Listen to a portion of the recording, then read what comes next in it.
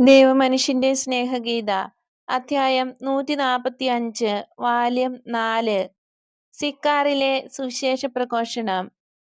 ഒരു മൈതാനത്തിന്റെ മധ്യത്തിൽ നിന്നുകൊണ്ട് ഈശോ വലിയ ഒരു ജനക്കൂട്ടത്തോട് സംസാരിക്കുന്നു. അവിടുന്ന് ഒരു കൽപ്പീഠത്തിൽ കയറി നിന്നാണ് സംസാരിക്കുന്നത്. ജനക്കൂട്ടം അദ്ദേഹത്തിന്റെ ചുറ്റും നിൽക്കുകയാണ്. 12 ശിഷ്യന്മാരും ആ കൂട്ടത്തിലുണ്ട്. അവരുടെ മുഖത്ത് അതൃപ്തിയും ഭയാശങ്കകളും ദൃശ്യമാണ്. ഈശോയുടെ ഇത്തരം ചില ഏർപ്പാടുകൾ അവർക്ക് അത്ര ഇഷ്ടപ്പെടുന്നില്ല. പ്രത്യേകിച്ച് ബർത്തലോമ്യോയും യൂദാസ് കറിയോത്തായും അവരുടെ ഈർഷ്യ പ്രകടമാക്കി. അവർ സമരിയാക്കാരുടെ ഇടയിൽ നിന്നും കഴിയുന്നത്ര മാറിയാണ് നിന്നത്. ആ രംഗത്ത് പ്രമാണിത്വം കാട്ടാനെന്നവണ്ണം യൂദാസ് ഒരു മരക്കൊമ്പിൽ കയറി കാലിന്മേൽ കാൽ വച്ച് ഇരിപ്പായി. ബർത്തലോമിയോ മൈതാനത്തിന്റെ ഒരു മൂലയ്ക്ക് ഒരു വാതിലിൽ ചാരി നിൽക്കുകയാണ്. മറ്റു ശിഷ്യന്മാരുടെ മുഖത്തും ഇഷ്ടക്കേടിന്റെ ലക്ഷണങ്ങൾ വ്യക്തമായി കാണാം. നേരെ മറിച്ച് ഈശോയുടെ നിത്യസാധാരണമായ മുഖഭാവത്തിന് നേരിയ മാറ്റം പോലും ഉണ്ടായിട്ടില്ല. മാത്രമല്ല, ആ ജനങ്ങൾക്ക് പിതാവായ ദൈവത്തോടുള്ള ഭയം ദൂരീകരിക്കുന്നതിനും ആ ബന്ധം സ്നേഹമസൃണമാക്കുന്നതിനും അവിടുന്ന് പരിശ്രമിച്ചുകൊണ്ടിരിക്കുകയാണ്. അപ്പോൾ എല്ലാവിധ സംശയങ്ങളും ദൂരീകരിക്കപ്പെടും. അദ്ദേഹം 2-3 കുട്ടികളെ അടുത്ത് വിളിച്ച് തലോടിക്കൊണ്ട് അവരുടെ പേര് ചോദിക്കുന്നു. ഒരു വൃദ്ധന് താല്പര്യപൂർവ്വം കൈ കൊടുക്കുന്നു. ആരോ ഉന്നയിച്ച പൊതു താല്പര്യമില്ലാത്ത 2-3 സ്വകാര്യ പ്രശ്നങ്ങൾക്ക് അവിടുന്ന് ഉത്തരം നൽകുന്നു. ഒരു പെൺകുട്ടിയുടെ അച്ഛൻ ഉന്നയിച്ചതാണ് ആദ്യത്തെ പ്രശ്നം. കാമുകനുമായി ഒളിച്ചോടിപ്പോയ അവൾ ഇപ്പോൾ ക്ഷമ യാചിക്കുന്നു. പിതാവ് എന്തു ചെയ്യണം എന്നതാണ് ചോദ്യം. അവളോട് ഉടനെ ക്ഷമിക്കുക. എന്നാൽ ഗുരോ, അവളെ പ്രതി ഞാൻ ഏറെ കഷ്ടത അനുഭവിച്ചു. ഇപ്പോഴും ആ കഷ്ടത തുടരുകയാണ്. ഇക്കഴിഞ്ഞ 1 വർഷത്തിനുള്ളിൽ എനിക്ക് 10 വയസ്സെങ്കിലും കൂടി കാണും. ക്ഷമിക്കുന്ന പക്ഷം നിങ്ങൾക്ക് ആശ്വാസം കിട്ടും. എനിക്കത് സാധ്യമല്ല. എന്റെ മുറിവുകൾ ഉണങ്ങിയിട്ടില്ല. അത് ശരിയാണ്. എന്നാൽ ആ മുറിവിൽ നമ്മെ വേദനിപ്പിക്കുന്ന 2 ഘടകങ്ങളുണ്ട്. ഒന്നാമത്തേത് മുകളിൽ നിന്നും നിങ്ങൾക്ക് ലഭിച്ച അനിഷേധ്യമായ ആഘാതമാണ്. അവളെ സ്നേഹിക്കാതിരിക്കാനുള്ള നിങ്ങളുടെ ഉദ്യമമാണ് രണ്ടാമത്തേത്. കുറഞ്ഞപക്ഷം രണ്ടാമത്തേതെങ്കിലും ഉപേക്ഷിക്കുക. സ്നേഹത്തിന്റെ പരമോന്നത രൂപമായ ക്ഷമ മൂലം നിങ്ങൾക്ക് അത് സാധിക്കും. നിങ്ങളിൽ നിന്നും ജനിച്ച പുത്രിക്ക് നിങ്ങളിൽ നിന്നും എല്ലായ്പ്പോഴും സ്നേഹം ലഭിക്കുവാനുള്ള അവകാശമുണ്ട്. അവൾ രോഗബാധിതയാണെന്നും നിങ്ങൾ സൗഖ്യപ്പെടുത്താതിരുന്നാൽ മരിച്ചു പോകുമെന്നും വന്നാൽ നിങ്ങൾ അവളെ മരണത്തിന് വിട്ടുകൊടുക്കുമോ? ഇല്ല എന്നത് തീർച്ചയാണ്. ക്ഷമ മൂലം അവളുടെ പ്രയാസങ്ങൾ തീർക്കാനും അവളെ പഴയതുപോലെ സന്തുഷ്ടയാക്കി തീർക്കാനും നിങ്ങൾക്ക് കഴിയും. എന്തെന്നാൽ മനുഷ്യന്റെ ഏറ്റവും അടിസ്ഥാനപരമായ വികാരത്തിന് അവൾ കീഴ്പ്പെട്ടു പോവുകയാണുണ്ടായതെന്ന് നിങ്ങൾ മനസ്സിലാക്കിയേ മതിയാവൂ. അതായത്, ഞാൻ അവളോട് ക്ഷമിക്കണമെന്നാണോ അവിടുന്ന് ഉപദേശിക്കുന്നത്? നീ അത് ചെയ്യണം. അവൾ എന്റെ വീട്ടിൽ സ്വതന്ത്രമായി വ്യാപരിക്കുന്നത് കണ്ടിരിക്കാനും അവൾ ചെയ്ത ദുഷ്കൃത്യത്തിന് അവളെ ശപിക്കാതിരിക്കാനും എനിക്ക് എങ്ങനെ കഴിയും? അങ്ങനെയാണെങ്കിൽ അവളോട് ക്ഷമിക്കേണ്ട. ക്ഷമയുടെ പേരിൽ താങ്കളുടെ വീട് അവൾക്ക് വീണ്ടും തുറന്നു കൊടുക്കേണ്ട. എന്നാൽ താങ്കളുടെ ഹൃദയം അവൾക്ക് വേണ്ടി വീണ്ടും തുറന്നു കൊടുത്തുകൂടെ? എന്താ അതിന് സന്മനസ് കാണിക്കരുതോ? അസ്വസ്ഥമായ ഒരു യാത്രയിൽ നാം കാണിക്കുന്ന ക്ഷമാശീലം നമ്മുടെ സ്വന്തം കുഞ്ഞിന്റെ കാര്യത്തിൽ കാണിക്കുവാൻ നമുക്ക് കഴിയുകയില്ലേ? വിധവയായ ഒരു സ്ത്രീ ഈശോയുടെ അടുത്ത് വന്ന് മറ്റൊരു പ്രശ്നം ഉന്നയിച്ചു. തന്റെ കൊച്ചു കുഞ്ഞുങ്ങൾക്ക് ഒരു പിതാവിനെ നൽകാനായി ഭർതൃസഹോദരനെ വിവാഹം കഴിക്കുന്നതിൽ തെറ്റുണ്ടോ എന്നാണ് അവൾക്ക് അറിയേണ്ടത്. കുഞ്ഞുങ്ങൾക്ക് അയാൾ ഒരു യഥാർത്ഥ പിതാവായിരിക്കുമെന്ന് നീ വിചാരിക്കുന്നുണ്ടോ? അതെ ഗുരോ, ഞാൻ അങ്ങനെ വിചാരിക്കുന്നു. എനിക്ക് 3 ആൺകുട്ടികളുണ്ട്. ആ മനുഷ്യൻ അവരെ നല്ലവണ്ണം വളർത്തിക്കൊള്ളും. ശരി, അവനെ വിവാഹം കഴിച്ചുകൊള്ളുക. ആദ്യ ഭർത്താവിനെന്നതുപോലെ ഇവനും നീ ഒരു ഉത്തമ ഭാര്യയായി വർത്തിക്കണം. അന്ത്യോക്യായിൽ പോവാനുള്ള ഒരു ക്ഷണം താൻ സ്വീകരിച്ചാൽ അത് ശരിയോ തെറ്റോ എന്നാണ് മൂന്നാമത് ഒരാളുടെ ചോദ്യം. ഹേ മനുഷ്യ, താങ്കൾ എന്തിനാണ് അന്ത്യോക്യായിൽ പോകുന്നത്? ഈശോ ചോദിച്ചു. എനിക്കും എന്റെ വലിയ കുടുംബത്തിനും ജീവിക്കാനുള്ള വക ഇവിടെ നിന്നും സമ്പാദിക്കാൻ കഴിയുന്നില്ല. ജോലിയിൽ എനിക്കുള്ള പ്രാഗൽഭ്യം കണ്ട് സംതൃപ്തനായ ഒരു പുറജാതിക്കാരൻ എനിക്ക് ജോലി തരാമെന്ന് പറഞ്ഞു. എന്റെ കുഞ്ഞുങ്ങളെയും എനിക്ക് കൂടെ കൊണ്ടുപോകാം. എന്നാൽ എനിക്ക് അതിൽ താല്പര്യമില്ല. ഒരു സമരിയാക്കാരന്റെ ഈ ഹുങ്ക് താങ്കൾക്ക് അസാധാരണമായി തോന്നിയേക്കാം. ഞങ്ങളുടെ വിശ്വാസം നഷ്ടപ്പെടുത്താൻ ഞാൻ ആഗ്രഹിക്കുന്നില്ല. ആ മനുഷ്യൻ ഒരു അന്യമതസ്ഥനാണ്. അതുകൊണ്ട് മലിനീകരിക്കപ്പെടാൻ സ്വയം ആഗ്രഹിക്കാത്ത ഒരാളെ മലിനീകരിക്കാൻ യാതൊന്നിനും കഴിയുകയില്ല. അന്ത്യോക്യായിലേക്ക് പോവുക, സത്യദൈവത്തെ ആശ്രയിക്കുക. അവിടുന്ന് നിന്നെ വഴി നടത്തും. നീ നിന്റെ യജമാനന് സഹായിയായി തീരും. നിന്റെ വിശ്വസ്തതയിലൂടെ അവൻ ദൈവത്തെപ്പറ്റി മനസ്സിലാക്കും. അതിനുശേഷം ഈശോ ജനക്കൂട്ടത്തോട് സംസാരിച്ചു. നിങ്ങളിൽ പലരുടെയും ആവലാതികൾ ഞാൻ കേട്ടു. നിങ്ങളുടെ പോലും ശ്രദ്ധയിൽപ്പെട്ടിരിക്കാനിടയില്ലാത്ത ഒരു നിഗൂഢ ദുഃഖത്താൽ നിങ്ങളിൽ ഓരോരുത്തരുടെയും ഹൃദയം വ്രണിതമായിരിക്കുന്നുവെന്ന് ഞാൻ മനസ്സിലാക്കുന്നു. നിങ്ങളുടെ ഈ ദുഃഖം നൂറ്റാണ്ടുകളായി കുമിഞ്ഞുകൂടിക്കൊണ്ടിരിക്കുകയാണ്. നിങ്ങൾ പറയുന്ന ന്യായവാദങ്ങൾ കൊണ്ടോ നിങ്ങൾ ഏൽക്കുന്ന പീഡനങ്ങൾ കൊണ്ടോ ഇതില്ലായ്മ ചെയ്യാൻ കഴിയുകയില്ല.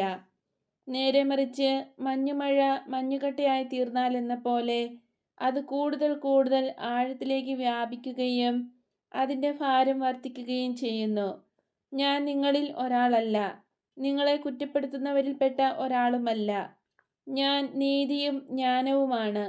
നിങ്ങളുടെ പ്രശ്നത്തിന് പരിഹാരം ചൂണ്ടിക്കാണിക്കാനായി ഞാൻ ഒരിക്കൽ കൂടി എസെക്കിയേലിനെ ഉദ്ധരിക്കുകയാണ്.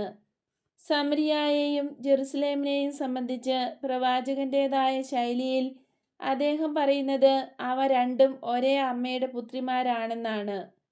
അദ്ദേഹം ഈ പട്ടങ്ങളെ ഓഹോല എന്നും ഒഹോലിബ എന്നും പേർ വിളിക്കുന്നു. ഇവയിൽ ആദ്യത്തേത് വിഗ്രഹാരാധനയിൽ വീണുപോയി. സ്വർഗീയ പിതാവുമായുള്ള ആത്മീയ ബന്ധം നഷ്ടപ്പെടുത്തിയതിനാലാണ് സമരിയായ്ക്ക് ഇങ്ങനെ സംഭവിച്ചത്. എപ്പോഴായാലും നിത്യരക്ഷ എന്നത് ദൈവത്തെക്കാളും എന്നല്ല, സമരിയയെക്കാളും താണപടിയിലുള്ള ഒരിടത്ത് നിന്നാണ് ഈ മോശമായവ അവൾ സ്വീകരിച്ചത്. തിന്മയിലേക്ക് നയിക്കപ്പെട്ട അവൾ അങ്ങനെ ചെയ്ത ദുഷ്ടന്മാരുടെ ജീവിത രീതിക്ക് അടിമയാകത്തക്ക വിധം അധപതിച്ച് ശക്തിയാകാൻ ആഗ്രഹിച്ച അവൾ അതിനു പകരം ദുർബലയായി. മേധാവിത്വം ആഗ്രഹിച്ച അവൾ വിധേയയായി. ധിക്കാരിയായിരുന്നതിനാൽ അവൾക്ക് മനസാന്നിധ്യം നഷ്ടപ്പെട്ടു. അതികഠിനമായ രോഗബാധയുള്ള ഒരാളെ അതിൽ നിന്ന് മോചിപ്പിക്കുക എളുപ്പമുള്ള കാര്യമല്ല. നിങ്ങൾ ചോദിച്ചേക്കാം, ഞങ്ങൾ മോശക്കാരാണോ? അല്ല, ഞങ്ങൾക്ക് മഹത്തായ ഒരു പാരമ്പര്യമുണ്ട്. അതെ, നിങ്ങൾ മഹത്തുക്കളായിരുന്നു. പക്ഷേ എങ്ങനെ? ആ പദവി നേടാൻ നിങ്ങൾ എന്ത് ചെയ്തു? അത് നിങ്ങൾക്കറിയാം. നിങ്ങളിൽ എത്രയോ പേർ, സ്ത്രീകളിൽ പോലും എത്രയോ പേർ ഭയാനകമാംവിധം മാനം വിറ്റിട്ടല്ലേ സമ്പത്ത് നേടിയത്. അവർ ഇപ്രകാരം സമ്പാദിച്ചത് നശ്വരമായ വസ്തുക്കളാണ്. അനശ്വരമായ ചിലത് അവരുടെ മാന്യത അവർക്ക് നഷ്ടപ്പെടുന്നു. തെറ്റുകൾ മുഖേന ഒഹോല സമരിയ സമ്പന്നയായപ്പോൾ ഒഹോലിബ ജെറുസലേം അവളെ അനുകരിക്കാൻ ആഗ്രഹിച്ചു. അങ്ങനെ ഒഹോലിബ മറ്റവളേക്കാൾ തരം താഴുകയും രണ്ടിരട്ടി പാപിയായി തീരുകയും ചെയ്തു. എന്തെന്നാൽ സത്യദൈവം കൂടെയുണ്ടായിരുന്ന അവൾ സമരിയായോട് ചേർന്ന് പാപമാർഗത്തിൽ ഒരിക്കലും സഞ്ചരിക്കാൻ പാടില്ലായിരുന്നു. ഇരട്ടി ആവേശത്തോടെ പാപം ചെയ്ത ജെറുസലേമിനെ ദൈവം അതികഠിനമായി ശിക്ഷിച്ചു. ഇതിലും കഠിനമായ ശിക്ഷകൾ ഇനി നൽകുകയും ചെയ്യും. ദൈവം അവളുടെ നേരെ പുറംതിരിയും. യൂദായിൽ ഉൾപ്പെടാത്തവരുടെ അടുത്തേക്ക് പോകുന്നതിനായി ദൈവം ഇപ്പോൾ തന്നെ അപ്രകാരം ചെയ്തിരിക്കുന്നു. ഇതിന് ദൈവത്തെ കുറ്റപ്പെടുത്താൻ കഴിയുകയില്ല. എന്തെന്നാൽ അവിടുന്ന് തന്നെ തന്നെ മറ്റുള്ളവരുടെ മേൽ അടിച്ചേൽപ്പിക്കുകയില്ല. അവിടുന്ന് ഓരോരുത്തരുടെയും നേരെ തൻ്റെ കരങ്ങൾ നീട്ടുന്നു. അവിടുന്ന് ഓരോരുത്തരെയും ക്ഷണിക്കുന്നു. എന്നാൽ ദൂരെ പോവുക എന്ന് ആരെങ്കിലും തന്നോട് പറഞ്ഞാൽ അവിടുന്ന് അപ്രകാരം ചെയ്യുന്നു. സ്നേഹം തേടി അവിടുന്ന് മറ്റ് എവിടെയെങ്കിലും പോയി മറ്റാരെയെങ്കിലും ക്ഷണിക്കുന്നു. ഞാൻ വരാം എന്ന് പറയുന്ന ആരെയെങ്കിലും കണ്ടെത്തുന്നതുവരെ അവിടുന്ന് ഇങ്ങനെ ചെയ്തുകൊണ്ടിരിക്കും. ഞാൻ പറഞ്ഞ കാര്യങ്ങളെപ്പറ്റി ധ്യാനിച്ചാൽ ഇന്നത്തെ ക്ലേശങ്ങളിൽ നിന്നും നിങ്ങൾക്ക് മോചനം കിട്ടും. ഓഹോല, നിന്റെ ബോധം വീണ്ടെടുക്കൂ. ദൈവം നിന്നെ വിളിക്കുന്നു. സ്വന്തം തെറ്റുകൾ മനസ്സിലാക്കുന്നതിലാണ് മനുഷ്യന്റെ വിവേകം ഇരിക്കുന്നത്. സത്യദൈവത്തെയും അവിടുത്തെ സത്യത്തെയും സ്നേഹിക്കുന്നതിലാണ് ആത്മാവ് വിവേകം കാണിക്കേണ്ടത്. ഒഹോലിബായെയോ ഫിനിഷ്യയെയോ ഈജിപ്റ്റിനെയോ നോക്കേണ്ടതില്ല. നോക്കേണ്ടത് ദൈവത്തെയാണ്. ഓരോ പുണ്യാത്മാവിൻ്റെയും പിതൃഭവനം സ്വർഗമാണ്. അവിടെ അനവധി നിയമങ്ങളില്ല. ഒരേ ഒരു നിയമമേയുള്ളൂ, ദൈവത്തിൻ്റെ നിയമം. ആ നിയമത്തിലൂടെ ഏതൊരാളും നിത്യജീവൻ പ്രാപിക്കുന്നു. ഞങ്ങൾ ആഗ്രഹിക്കുന്നില്ല എന്ന് പറയുവിൻ. ദൈവം ഇപ്പോഴും നിങ്ങളെ സ്നേഹിക്കുന്നുവെന്ന് നിങ്ങൾക്ക് അറിയാമല്ലോ. നിങ്ങളോട് വരിക എന്ന് പറയുന്നതിനായി അവിടുന്ന് തൻ്റെ വചനത്തെ അയച്ചിരിക്കുന്നു. ഞാൻ നിങ്ങളോട് പറയുന്നു, വരിക. നിങ്ങളെ പീഡിപ്പിക്കുകയും തള്ളിക്കളയുകയും ചെയ്തത് ആരാണ്? അങ്ങനെ ചെയ്തത് നിങ്ങളുടെ സഹജാതർ തന്നെയല്ലേ? എന്നാൽ ദൈവം അതീതനാണ്. അവിടുന്ന് നിങ്ങളോട് പറയുന്നു, വരിക. ദേവാലയത്തിന് അകത്തല്ലാതിരുന്നതിനാൽ നിങ്ങൾക്ക് സന്തോഷിക്കാവുന്ന ഒരു കാലം വരുന്നുണ്ട്. അതിൽ നിങ്ങളുടെ ഹൃദയങ്ങൾ സന്തോഷിക്കും, എന്നാൽ ആത്മാക്കൾ അതിലും അധികം സന്തോഷിക്കും. എന്തെന്നാൽ സമരിയായിൽ ചിന്നിച്ചിതറി താമസിക്കുന്നവരുടെ നല്ല ഹൃദയങ്ങളിൽ ദൈവത്തിൻ്റെ ക്ഷമ ഇതാ പതിച്ചു കഴിഞ്ഞിരിക്കുന്നു. അവിടുത്തെ വരവിനായി ഒരുങ്ങുവിൻ. മാർഗഭ്രംശം വന്നുപോയ ദൈവമക്കളെ, ലോകരക്ഷകന്റെ അടുത്തേക്ക് നിങ്ങൾ വരുവിൻ, ഈശോ പറഞ്ഞു. അപ്പോൾ അവർ പ്രതിവചിച്ചു, ഞങ്ങളിൽ ചിലരെങ്കിലും അങ്ങയെ അനുഗമിക്കും. എന്നാൽ മറുപക്ഷത്ത് നിൽക്കുന്ന യൂതർക്ക് ഞങ്ങളെ ആവശ്യമില്ലല്ലോ. പുരോഹിതന്മാർക്കും പ്രവാചകന്മാർക്കുമൊപ്പം ഒരിക്കൽ കൂടി ഞാൻ നിങ്ങളോട് പറയുന്നു, എഫ്രൈമിൻ്റെയും അവനുമായി ബന്ധപ്പെട്ട വംശങ്ങളുടെയും പക്കൽ നിന്ന് ജോസഫിൻ്റെ വടി ഞാൻ എടുക്കാൻ പോവുകയാണ്. അതിനെ യൂദായുടെ വടിയുമായി യോജിപ്പിച്ച് ഞാൻ ഒരൊറ്റ വടിയുണ്ടാക്കും. നിങ്ങൾ ദേവാലയത്തിലേക്ക് പോകണ്ട, എൻ്റെ അടുത്തേക്ക് വരുവിൻ. ഞാൻ ആരെയും തള്ളിക്കളയുകയില്ല. എല്ലാവരുടെയും മേൽ അധികാരമുള്ള രാജാവെന്ന് ഞാൻ വിളിക്കപ്പെടും. ശുദ്ധീകരിക്കപ്പെടാൻ ആഗ്രഹമുള്ള എല്ലാ ജനതകളെയും ഞാൻ ശുദ്ധീകരിക്കും.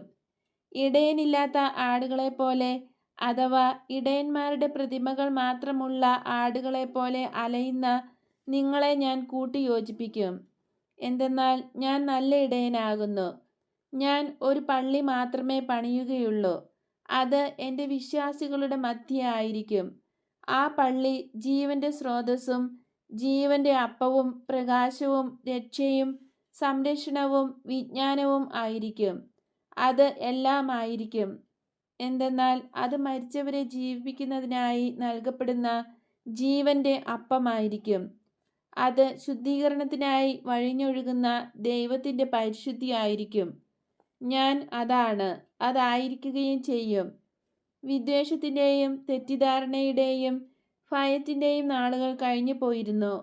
വരിക, നിങ്ങൾ പ്രിയപ്പെട്ട ഒരു ജനസമൂഹമാണ്, അനന്തമായി പ്രിയപ്പെട്ട ജനസമൂഹം. എന്തെന്നാൽ നിങ്ങൾ രോഗികളും ക്ഷീണിതരുമാണ്. എന്തെന്നാൽ ഒരു അസ്ത്രത്താൽ നിങ്ങളുടെ ആത്മാക്കളുടെ സിരകൾ പിളർക്കപ്പെട്ടിരിക്കുന്നു. അങ്ങനെ നിങ്ങളുടെ ദൈവത്തിൽ നിന്നും നിങ്ങൾ അകന്നു പോയിരിക്കുന്നു. വരിക, നിങ്ങൾ പിറന്നു വീണ മടിത്തട്ടിലേക്ക് മടങ്ങി വരിക. നിങ്ങൾ ജീവൻ നുകർന്ന മാറിടത്തിലേക്ക് വരിക. കരുണയും ചൂടും നിങ്ങൾക്ക് ഇപ്പോഴും അവിടെ നിന്നും ലഭിക്കും. വരിക, ജീവനിലേക്കും രക്ഷയിലേക്കും വരിക.